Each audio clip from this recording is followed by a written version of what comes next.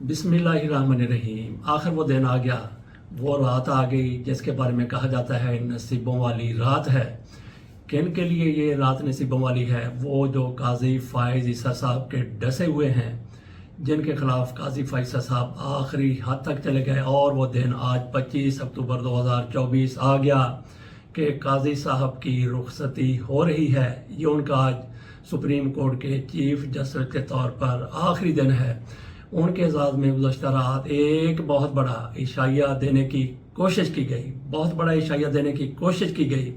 कामयाब हुआ या नहीं हुआ? बहरहाल काजी फैसल साहब के एजाज़ में वकला की तरफ से इशाया दिया गया, जिसमें वो वकला और सहाफ़ी मौजूद नहीं थे जिनको काजी फैसल साहब 2 नंबर का, 3 नंबर का, 10 नंबर का जाली कहते हैं, जिनके बारे में उनका ख्याल है कि ये पाकिस्तान की जड़ों को हिला रहे हैं, क्योंकि वो काजी फैसल साहब का साथ नहीं देते। और इस शाये में वो 8 जज साहिबान भी मौजूद नहीं थे जिन्होंने काजी फैसल साहब की मर्जी के मंशा के खिलाफ फैसला खुसूसी नशितों के हवाले से दिया था। मंसूर अली शाह साहब तो वैसे ही पाकिस्तान से बाहर उम्रे के लिए जा चुके हैं, तो काजी फैसल साहब की तरफ से भी अपने रिटायरमेंट के बाद बाहर जाने का प्रोग्राम बना हुआ है।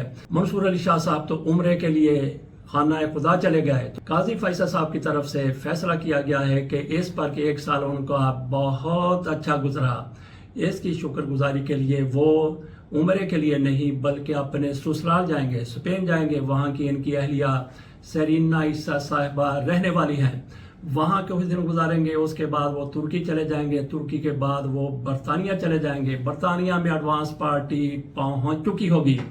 आज 25 अक्टूबर है, काजी फैसल साहब अपने घर जा रहे हैं रिटायर होके। मियां नवाज शरीफ साहब 5 रोज के दौरे पर लंदन, अमेरिका और न जाने किस किस मुल्क में 26वीं आईनी तरमीम का जश्न मनाने के लिए जाएंगे।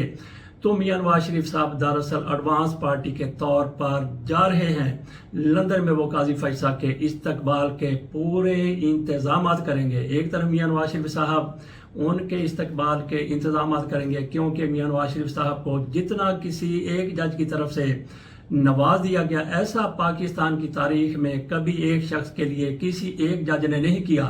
तो मियां नवाज शरीफ साहब इनके इस्तकबाल का वहाँ पे जाके इंतज़ाम करेंगे।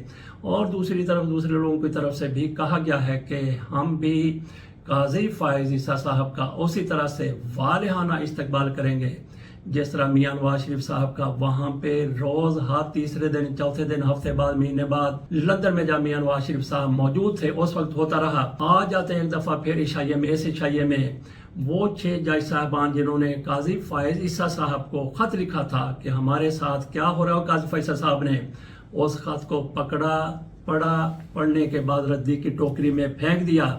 उन जज साहबान में से भी 1-2 वहाँ पे इसलिए मौजूद थे कि काजी फाइज का उन्होंने मुंह चढ़ाना था। उन्होंने वहाँ पे उनका मुंह चढ़ाया और ये तकरीब इख्तिताम पजीर हो गई। जिस तरह से कहा जा रहा था कि बहुत लोग आएंगे, बहुत लोग तो नहीं आए, बल्कि बहुत से लोगों को रोक दिया गया कि इस कबील के सहाफ़ी भी ना आए, इस कबील के वकला भी ना आए, फलां जज को भी ना बुलाया जाए, फलां शख्सियत को भी ना बुलाया जाए। इस तरह से काजी फैसल साहब के एजाज़ में ये इशाया दिया गया था। और बहुत से हल्कों, तबकों और लोगों की तरफ से आज तहरीक इंसाफ समेत यौम नजात मनाया जा रहा है काजी फैसल साहब के जाने पर। और कहीं कहीं पर मातम करने वाले लोग भी मौजूद हैं। उनमें कयूम सदीकी हो गए, मुनीफ फारूक हो गए। तो इस तरह के लोगों के हाथ सफ़े मातम बिछी हुई है कि हमारा सरपरस्त आला चला गया, हमारा क्या बनेगा। कालिया इस तरह के वो डायलॉग बोलते हुए, दिल में दोहराते हुए नजर आ रहे हैं। तो जबकि शहनाइयाँ बजाने वाले और शादियाने बजाने वाले वो भी मौजूद हैं, वो ज़्यादा तादाद में हैं। वो शुक्र अदा कर रहे हैं कि खास कम जहाँ पर काजी फैसल साहब से जान छूटी। तो एक साफी की तरफ से कहा गया है कि काजी कुएं में लटका हुआ वो है, जब तक इसको ना निकाला गया उस वक्त तक कुआं पाक साफ, उसका पानी, सुप्रीम कोर्ट के इस कुएं का पानी पाक साफ नहीं हो सकता। ये किस साफी की तरफ से कहा गया है? ये कहा है असद अली तूर ने। उन्होंने पूरा वीलाग इसी पर कर दिया कि कुएं से निकालो, फौरी तौर पर निकालो अगर आपको साफ और पाक पानी चाहिए। हम तो बिल्कुल नहीं कहते, लेकिन असद अली तूर की तरफ से यह कह दिया गया है। कल 2 बहुत बड़े इस्तकबाल हुए हैं, वालिहाना इस्तकबाल हुए हैं। और वाकई जिनको वालिहाना इस्तकबाल कहते हैं, ऐसे इस्तकबाल हुए हैं। किस किस के?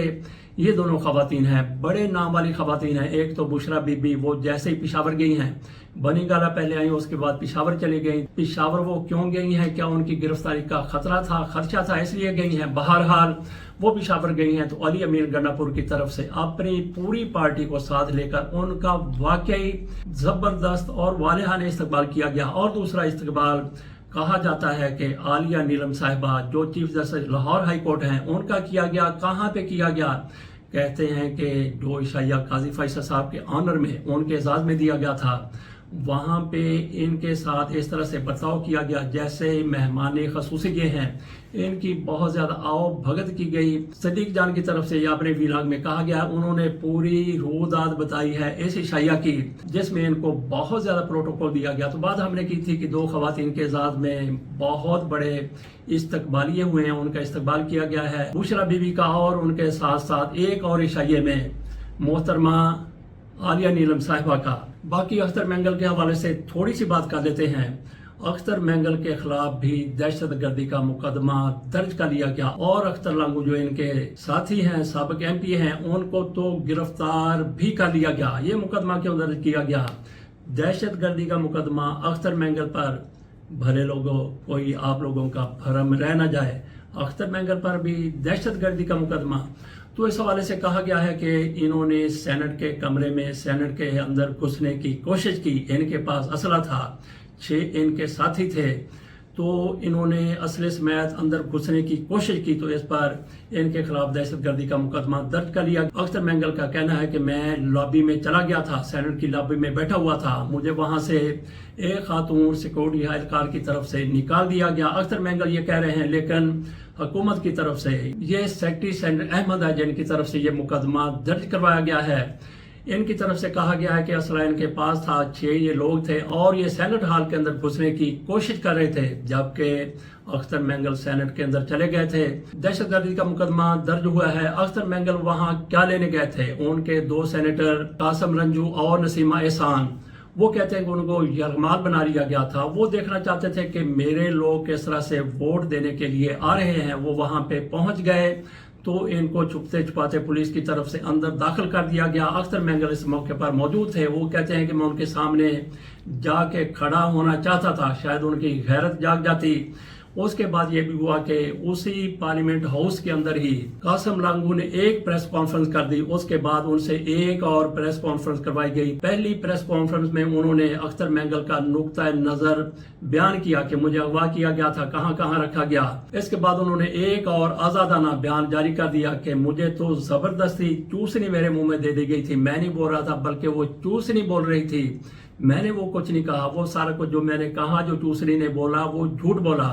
بہرحال 2 معاملات، ایک تو اختر مینگل کا اس طرح سے سینٹ میں چلے جانا، وہاں پہ لابی میں بیٹھ جانا، لیکن اس کو یہ بنا دینا کہ یہ اپنے ساتھیوں کے ساتھ اسلحہ لے کر آئے تھے، اور دوسرا رانجو سے جو پریس کانفرنس کروائی گئی تھی، اس کے بعد رانجو صاحب اپنا استعفیٰ دے کے گھر چلے گئے۔ تو اختر مینگل کے ساتھ دیکھتے ہیں کہ یہ لوگ کیا کرتے ہیں۔ میرا خیال ہے کہ ایسے لوگوں کے خلاف، ایسے 2 نمبری کے، بلکہ تو انہوں نے اگر ایسا کوئی جرم کیا بھی ہے تو ان کو قومی دھارے میں رکھیں۔ ایسے بندے کو بھی آپ قومی دھارے سے نکالنا چاہتے ہیں جو پاکستان کی بات کرتا ہے، پاکستان سے محبت کی بات کرتا ہے۔ بہرحال یہ سیاست، یہ اقتدار آپ کے پاس کب تک رہنا ہے؟ 50 سال تک، 100 سال تک؟ لیکن جتنا ان لوگوں نے کما لیا ہے، جوڑ لیا ہے، لگتا ہے کہ انہوں نے 5000 سال کا بندوبست کر لیا ہے، سامان 1000 برس کا، 5000 برس کا، 10,000 برس کا، پل کی خبر نہیں۔ اجازت دیجیے، اللہ حافظ۔